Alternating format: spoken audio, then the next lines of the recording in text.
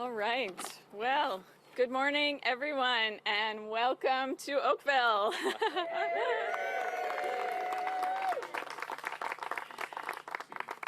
Thank you so much to everyone for being here today, and I'd like to thank my colleague, Kenise Mooley, for also joining us this morning. You're here.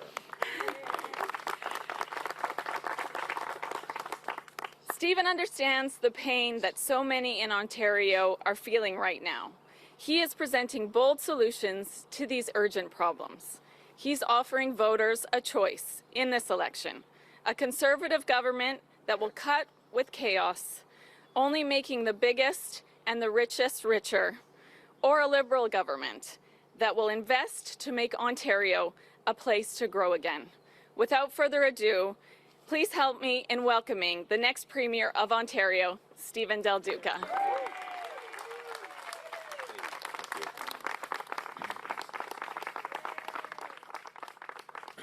Well, good morning, everyone. So very happy to be here with all of you this morning, to be back in Oakville, to be standing alongside Alison and Kenise, two extraordinary candidates who've been working so hard over the last number of months, having all the conversations with their neighbours, talking about the positive plan that Ontario Liberals have put forward to make sure, as Alison said, that Ontario is a place to grow.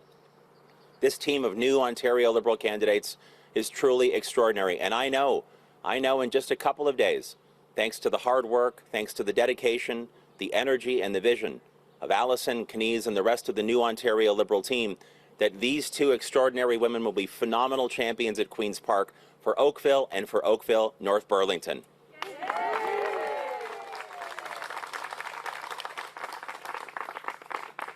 So Alison referenced this just a second ago in her introductory comments, and it's so true.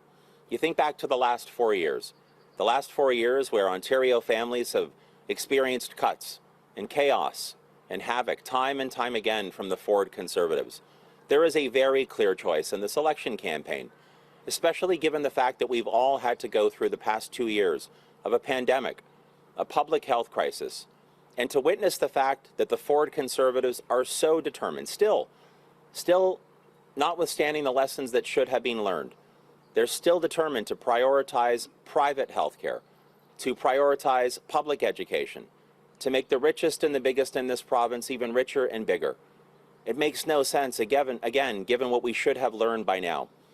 Ontario Liberals have a clear plan to invest in our public health care system, to make sure that we have the nurses and the doctors, the operating rooms and the diagnostic services that will clear the surgical backlog, that will make sure that if you need cancer surgery or a joint replacement or an MRI or a CT scan, that you can get it within our public health care system, because we will invest over 2 years, $1 billion to clear that backlog. We're going to support the hiring up of hundreds of thousands or tens of thousands of new frontline workers in healthcare. We're going to do this, and it's all contained in our fully funded and fair and forward-looking platform, a plan that people can count on. And that stands in stark contrast to what we see from the Ford Conservatives, who just a few months ago, Doug Ford's hand-picked health minister, when asked about how they propose to clear the surgical backlog, said quite openly that their plan included prioritizing private hospitals. That's not the Ontario way. That's not the Ontario Liberal way. This team, Kenise and Alison, working so hard to make sure that the people of Oakville and Oakville North Burlington understand that we will invest in public health care, that we will scrap Bill 124, that horrible wage capping legislation that Doug Ford rammed through the legislature. People in this province remember that prior to COVID, Doug Ford was determined to cut public health, that he's literally gone to war repeatedly with the women and the men who work on the front lines in healthcare and elsewhere. This is the wrong way to lead this province, again, in particular, given what we've seen. So, in this election campaign, that stark choice, 4 more years of the cuts and the chaos and the havoc, 4 more years of Doug Ford pulling us down, dragging us backwards, favoring the wealthiest, that secret agenda that he's got around privatizing more of our core public services. By the way, that's why he doesn't talk to real Ontarians. It's why he's not speaking to media. It's why his candidates are afraid to show up at debates. It's why he's been hiding his mandate letters for 4 straight years. because he doesn't want you to know the truth. He knows what he wants to do. He wants to privatize. He wants to deliver more cuts. He wants to deliver chaos. Ontario Liberals will not let that happen.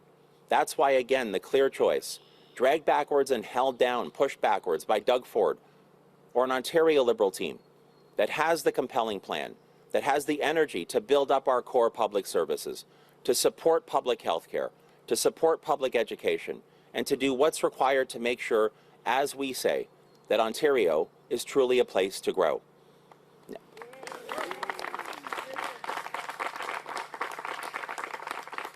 There is one more thing I wanted to highlight this morning before we open it up for questions. You know, we all heard in this province Doug Ford talk not that long ago about how under his plan for childcare, families right here in Oakville and across Halton who rely upon licensed childcare spots for their kids would be getting a refund. They'd be getting a refund. Now remember, Ontario under Doug Ford was the very last province in this country to actually get an agreement in place with the federal government to begin to deliver on far more affordable licensed childcare, $10 a day licensed childcare. Well, here we are. It is now the end of May, and Doug Ford said it would be happening before the end of this month. It's May 31st. And yet, everywhere I go, hard-working families who rely upon that childcare for their kids, that best start in life for their kids, those same families who are facing an affordability crisis like we haven't seen in generations, they haven't gotten their refunds. They haven't gotten the money that Doug Ford said they would be getting. You know, over the past 4 years, we've witnessed as Doug Ford has consistently misled the people of Ontario. He talks a good game about how people are feeling the pinch right now, and they are. Under his leadership, the cost of everything that we count on has gone upwards.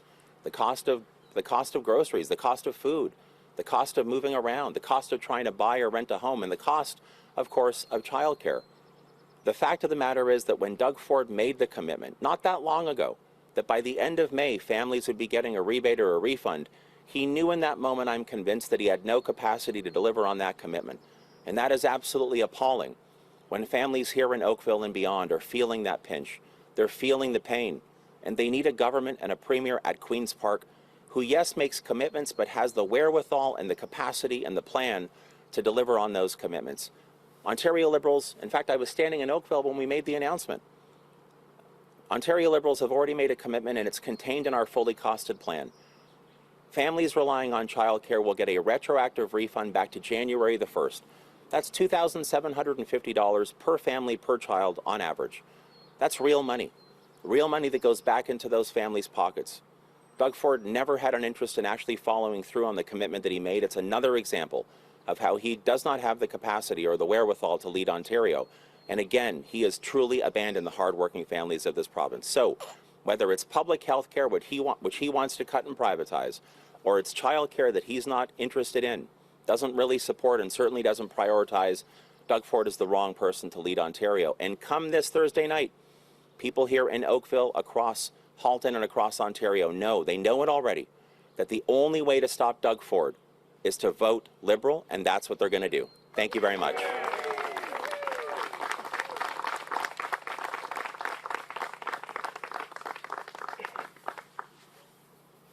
Happy to take any questions. All right, we're going to open it up to questions on the line now. I see a few reporters. Just a reminder to please raise your hand if you have a question. We'll do a question and a follow-up, and then we can return if there are more questions. We're going to start with Jeff Gray from the Globe and Mail. Go ahead, Jeff.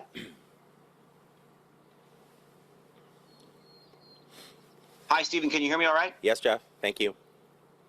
Thanks for my question. I want to ask you just about that comment about private health care. People keep saying this. The government hasn't done what your government tried to do in 2017 when you were in power, which was to remove the cap and scrap the legislation that limits private hospitals. So what do you say if people raise that and put that in your face that, look, you guys wanted to increase the role of private hospitals as well, and this government hasn't even gone that far? Yeah, look, I would stack the Ontario Liberal plan for healthcare up against Doug Ford's plan of reckless cuts and chaos any day of the week. And frankly, that's what we're doing in this election campaign. People know that when a health minister stands at a microphone and says quite openly, quite brazenly, that in order to deal with the surgical and diagnostic backlog that is badly affecting now about 1 million Ontarians in this moment, that they will prioritize private hospitals. When you witness what's taken place with PCR testing, by the way, again, where they prioritized some of the biggest donors they've had prioritize those private interests, it is part of a larger and frankly more disturbing pattern with Doug Ford. And conservatives, generally speaking, we know, everybody in Ontario knows what conservatives do.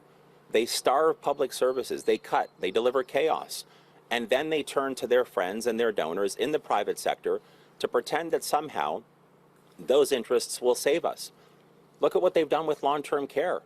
Despite the fact that we've seen such horrible stories emerging from private for-profit long-term care, over the last number of months, so many of the announcements Doug Ford has made, again, prioritizing shareholders, dividends, profits, not seniors who need care. So there is a disturbing pattern here, and I want to be crystal clear about what Ontario Liberals will do, especially given the new challenges that Ontarians face right now.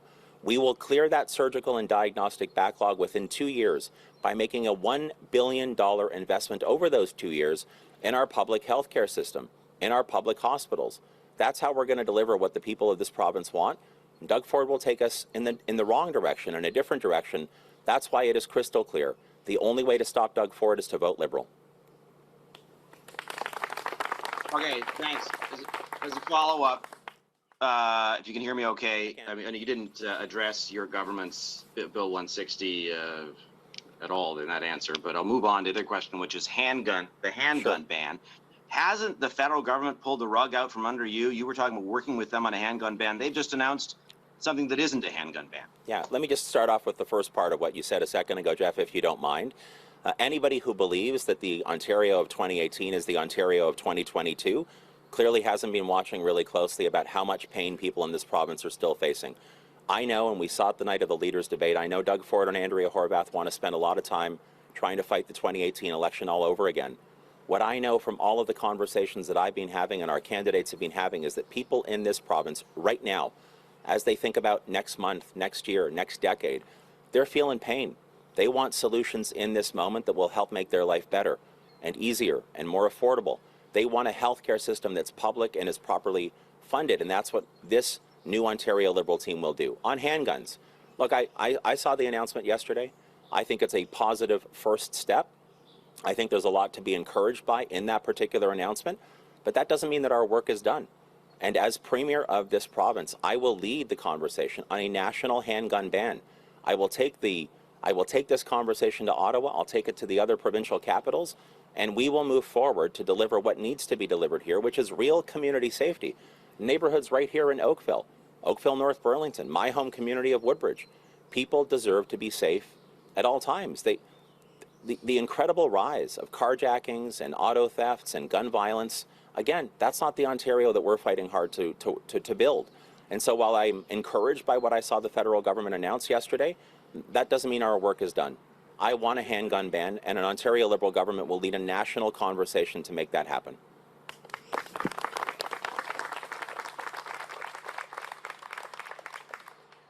Okay, we're going to go to John Chidley-Hill from Canadian Press. Over to you, John. Good morning, Mr. Del Duca. Good morning. You say Doug Ford has mishandled the pandemic, thrown the education sector into chaos, and ignored the fight against climate change. So why does it appear as though he's cruising to a second majority? Listen, you have conversations with real everyday Ontarians like those living right here in Oakville, and they understand. First of all, there is very clear momentum that is gathering around the new Ontario Liberal team and our new Ontario Liberal plan. We know that Doug Ford has been stuck in a bubble since, well, frankly, before this campaign began. We know his candidates are not allowed to go to debates. We know that he doesn't want to release the mandate letters. We know that his pollsters and his campaign team have told him, just don't let the real you be shown to the people of Ontario, and we'll be able to sleepwalk towards another election victory. The conversations I'm having with people right now everywhere across Ontario, the crowds that I'm seeing at every one of my stops, that tells me that Ontarians are going to burst Doug Ford's bubble Thursday night, and we're looking forward to seeing that happen, and we're just going to keep working as hard as we possibly can. As a follow-up, Mr. Del Duca, in the event that the Liberals do not win this upcoming election, Do you expect that the membership of your party will want to see you spend another election cycle rebuilding the party before having another shot at premier, or what would your party's plan be going forward? Look, one of the things that I've said repeatedly over the last 4 weeks, and I've said it long before the last 4 weeks, is that Ontario Liberals believe in letting the people of this province have their say. I know there are a lot of people following this election campaign who want to pretend that it was over before it began. That's not what I'm seeing. That's not what we're hearing. People are tuning in right now, in particular, as the election draws to a close, and they know that they have a stark choice in front of them. They know that 4 more years of cuts and chaos and privatization from Doug Ford is not what they want for themselves, or frankly for their parents or grandparents, or for their kids or grandkids. They want to see public health care and public education properly funded. They want a real plan to make sure that our natural environment is safe and healthy and strong. They want a real plan for the climate crisis. They want to know that someone is listening when they talk about the anguish they feel because the cost of everything is spiraling out of control. That's why they know. They know with growing numbers each and every day, the only way to stop Doug Ford is to vote for the Ontario Liberal candidate and the Ontario Liberal team and the Ontario Liberal plan. So we're going to keep working hard right until those last ballots are counted on Thursday night. I suspect we're going to see some surprises that evening, and that's what Ontario Liberals do, because that is the Ontario way. We work hard, we stay focused, and we deliver.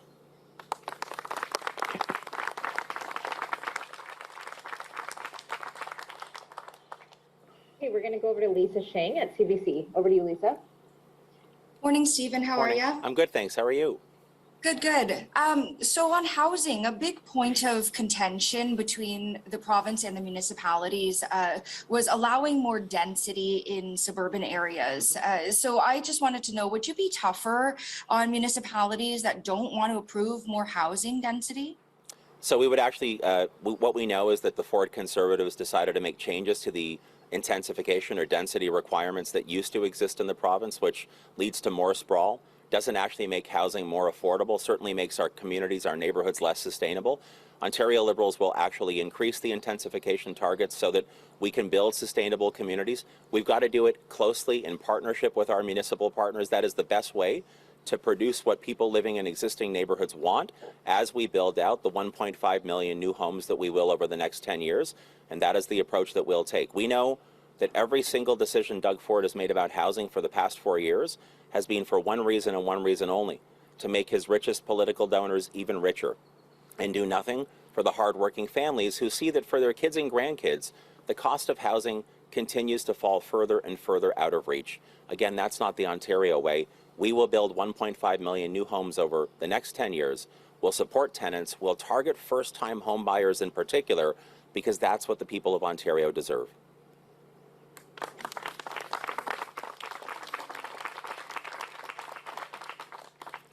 So just following up on that, when I talked to municipalities a few months ago, and this, was Burlington, Oakville, they seemed very, very adamant about stopping intensification. So how exactly would you go about working with them to do that? Yeah, I know that's not the conversations that I've had with municipal leaders in Burlington or in Oakville. What they want is intensification that works in their communities. They don't want Queen's Park sort of in a command and control kind of dictating kind of way, talk about what needs to occur. Now, we think, and this is in our plan, there are some of the planning rules that do need to be modernized. But again, Ontario Liberals believe in collaboration and partnership, not dictating from on high. And we know that over the past 4 years, Doug Ford has had no problem whatsoever completely trampling right over the municipalities, dishing out dozens of ministers' zoning orders, MZOs, that have nothing to do with delivering more affordable housing, literally just making it easier for his friends to profit. It doesn't make it better for first-time homebuyers, doesn't make it easier to access or cheaper to access the homes that need to be built. So you see throughout our plan a very strong desire to collaborate with our municipal partners so that existing neighborhoods and new housing can work together in an environmentally safe and sustainable way. To make sure that we have more transit-oriented communities, more walkable and livable communities. That's what I believe, and certainly I've heard from Alison and Kaniz and the rest of our candidates. That's what the people in these communities want to see, and there's a way to get it done. But here's the big difference. Doug Ford's not interested in the work. He's not interested in rolling up his sleeves, working with his municipal partners, working with existing neighborhoods. He just wants to sit at Queen's Park, dish out a bunch of empty words, read scripts written for him by other people, and do a command and control dictating style of leadership. That's not the Ontario Liberal way, and again, I don't believe that's the Ontario way. So we'll get the new housing built, we'll do it collaboratively with municipalities, we'll make it more affordable for tenants and first-time home buyers in particular, and we'll get this delivered.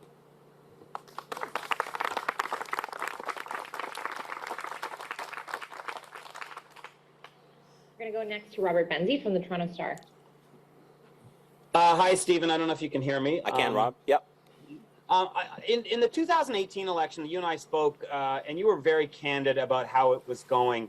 I just wonder if you can contrast how you felt 4 years ago with how you're feeling now. I mean, the vibe, what the vibe is like, are you feeling? Does it feel different? I mean, really, just. Yeah, it feels a lot different. Let me tell you, the vibe is good, the energy level is good, the candidates are feeling it at the doors.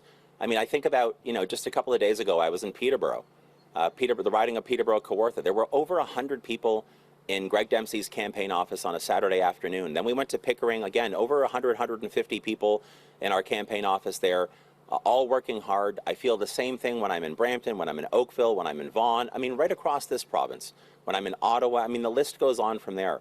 There is such a positive feeling of momentum right now. And it's interesting to watch closely in the last few days as more people are tuning in.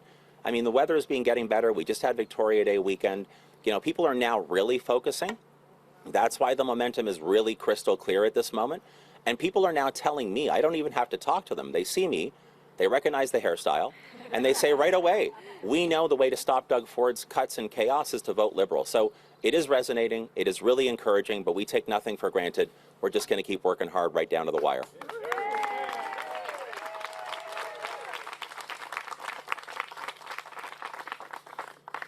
So why do you think that there's all this talk about Vaughan Woodbridge and you maybe being in tough against Michael Tobolo? Do you think a lot of that is psyops on the part of the Tories who want you to be spending more time there, or? Well, I'm just curious. Yeah, look, I can't comment on what the other parties' strategies are. I know that both the NDP and the Conservatives have spent over a year now attacking me exclusively instead of focusing on the people of Ontario. But I'll tell you what, I was out knocking on doors last night in Vaughan Woodbridge. This past Sunday, my daughters and I were out at some of the splash pads that we have. I'm getting a really, really good response. And I'll tell you why I think that's the case. And it's not because I'm complacent about anything.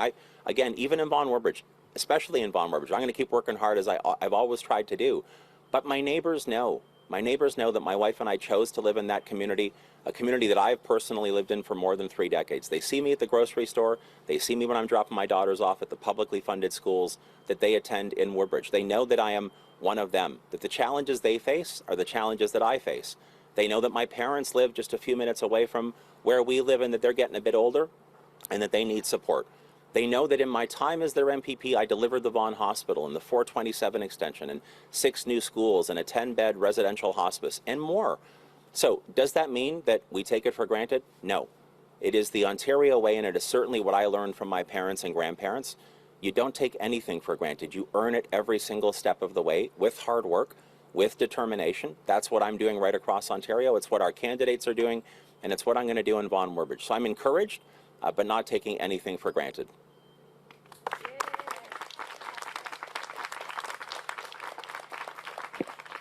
Okay, and last question is going over to John McGrath at TVO. Go ahead, John. Good morning, Stephen. Morning. Building a bit on Rob's question, in terms of the vibe, you sound very positive. You're talking about the momentum. You've been talking about momentum for more than a week, but the polls haven't really moved. And if the election night results are consistent with the polling we've seen, the Liberals will still get the lowest share of the popular vote that you've had in 50 years, except for 2018. It would be basically your second worst performance in a half century. I'm wondering how you square the vibes that you're feeling out there with the evidence we have before us. Yeah, I'll tell you how I square it. The people that I'm talking to don't spend their time obsessed with polls, and they don't spend their time obsessed. They don't look at politics and governing as a game. I know that's what the Ford Conservatives do, the gimmicks, the empty words, the slogans. But people here in Oakville, people in Woodbridge, people across Ontario, what they're worried about is, will they be able to afford to take public transit? Will they be able to afford their grocery bill? If they're renting, will they be able to afford to rent? If they or their kids or grandkids are looking to purchase a home, where? Will it be anywhere near the neighborhoods where they grew up? The answer right now is no. They know the past 2 years has been really tough on all of us, and they are shocked that none of the other parties, in particular the NDP or the Conservatives, want to really focus on what's needed in this moment. When you look at A Place to Grow, the Liberal plan, you see the common theme is a clear recognition that even though the people of this province are strong and resilient, and we are, that right now we need help. A lot of people are still struggling, in particular with the affordability crisis. So people aren't focused on polls. They want to know that they can have a premier and a team that actually puts them first, and not with empty words, but a real plan that's open and transparent and fully costed. And that's why I am convinced this Thursday, some people are going to be surprised, but Ontarians won't be surprised because they know this is a team that is truly on their side, and they will respond because that's what they want.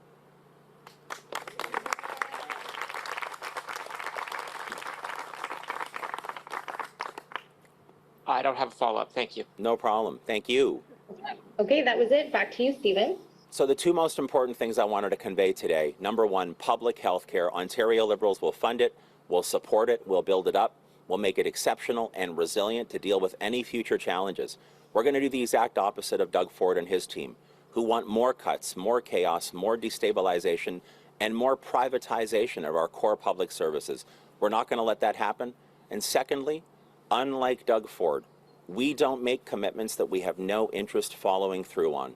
Doug Ford told the people of Oakville and the people of Ontario who have kids in childcare that his plan, his agreement with the federal government would actually see refunds back in your pocket before the end of May.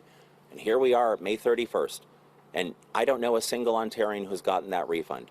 And Doug Ford knew in the moment that he made that commitment that he had no interest or, frankly, capacity to deliver on it. It is another example of how he thinks it's easy to mislead the people of this province. But the people of Ontario will not be misled any longer. They will not be fooled any longer.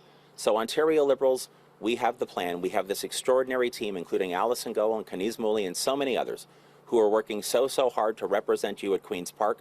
And above all else, you know, the only way to stop the Ford Conservatives and their agenda of privatization is to vote Liberal. Thank you very much.